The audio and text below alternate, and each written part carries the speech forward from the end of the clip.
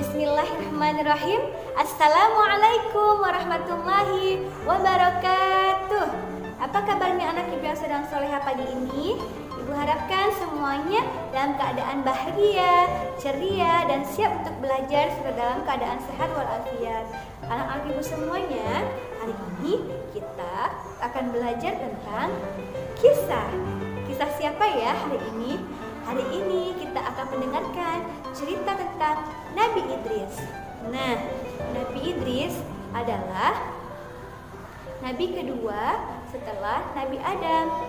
Di antara 25 nabi, Nabi Idris merupakan salah satu nabi yang sangat cerdas.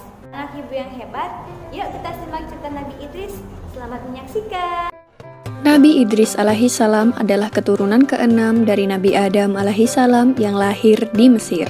Beliau diberi nama Idris karena gemar membaca dan menulis. Nabi Idris adalah nabi yang sangat cerdas. Beliaulah yang pertama kali menjinakkan kuda yang semula merupakan binatang liar. Setelah menjinakkannya, kini binatang kuda itu bisa dijadikan tunggangan atau untuk mengangkut berbagai barang. Orang-orang yang baru melihat hal ini merasa heran karena Nabi Idris dapat menempuh perjalanan dengan sangat cepat daripada mereka yang masih berjalan kaki. Dengan adanya kendaraan ini, kaum Nabi Idris sangat terbantu dan menjadi semakin makmur. Nabi Idris menjadi orang yang paling disegani dan menjadi seorang panutan. Di dalam Al-Quran, Nabi Idris digolongkan sebagai manusia yang sabar karena beliau tidak mudah putus asa dalam menghadapi tantangan dan rintangan seberat apapun.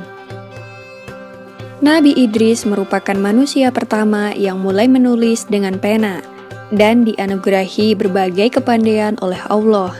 Di antaranya ilmu alam semesta, ilmu tulis-menulis, dan ilmu berhitung.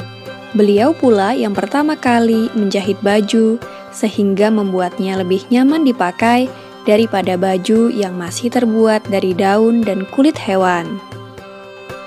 Selain itu, beliau juga menguasai berbagai macam bahasa. Oleh karena itulah, beliau dapat dengan mudah berkomunikasi dengan manusia lainnya. Beliau juga pandai membangun rumah sederhana yang indah dan nyaman, sehingga banyak orang dari berbagai daerah yang menirunya dan meminta bantuannya. Dengan ditemukannya berbagai teknologi hasil penemuan dari Nabi Idris yang membuat kaumnya lebih makmur, kaum anak cucu Nabi Adam lainnya yang berasal dari Qabil menjadi sangat iri. Semakin hari, kaum dari Qabil semakin bertambah jahat. Mereka mulai berani merampas harta benda kaum Nabi Idris dan melukai para perempuan dan anak-anak. Karena kejahatan kaum keturunan Qabil semakin meresahkan, para penduduk pun mulai melaporkan berbagai kejadian itu kepada Nabi Idris. Nabi Idris lalu pergi menuju sebuah bukit dan memohon pertolongan kepada Allah Subhanahu wa Ta'ala. Pada usia 82 tahun itulah, Nabi Idris diangkat menjadi seorang rasul untuk memberikan peringatan kepada seluruh umat manusia. Maka Nabi Idris dengan segera melaksanakan tugasnya sebagai rasul dan memberikan peringatan kepada kaum keturunan Qabil untuk kembali ke jalan yang benar. Nabi Idris berkata kepada mereka, "Hai saudaraku, berhentilah mengerjakan perbuatan jahat dan mungkar. Ikutilah jalan kebenaran seperti yang diajarkan Nabi Adam." Namun setelah diperingatkan oleh Nabi Idris, kaum keturunan Qabil malah menjadi sangat marah. Mereka malah menantang Nabi Idris untuk berperang. Maka Nabi Idris dan para pengikutnya mulai membuat berbagai peralatan perang dan membuat benteng pertahanan guna menahan serangan kaum keturunan Qabil. Akhirnya peperangan pun terjadi. Selain menjadi seorang nabi dan rasul, Nabi Idris juga merupakan seorang panglima perang. Beliau berperang dengan gagah dan berani sehingga mendapatkan julukan Asadul Usud yang berarti singa dari segala singa karena tidak pernah berputus asa dalam menjalankan tugasnya untuk memerangi kejahatan. Nabi Idris adalah ahli strategi yang sangat pintar, sehingga beliau dan pasukannya selalu dapat memenangkan berbagai pertempuran.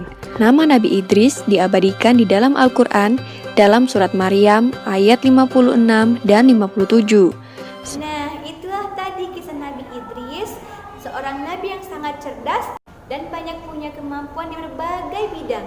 Dia pandai menulis, dia pandai menjahit, dia pandai membaca, dia pandai berperang dan menunggang kuda. Jadi, anak-anak ibu semuanya harus rajin belajar dan tidak boleh putus asa ya, agar kita semua cerdas seperti Nabi Idris. Allah Subhanahu wa Ta'ala pun menyebutkan dalam Al-Quran bahwasanya orang yang banyak ilmunya akan diangkat derajatnya lebih tinggi daripada orang-orang yang lain, anak-anak ibu yang hebat.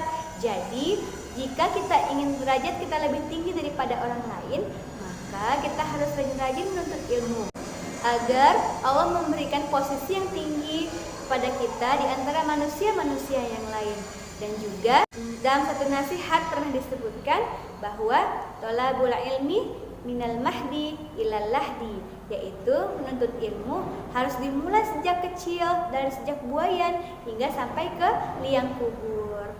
Dalam Al-Quran juga Allah sebutkan bahwasanya tolabul ilmi fardhatun ala kulli muslimin. Nah, jadi menuntut ilmu adalah kewajiban bagi setiap muslim.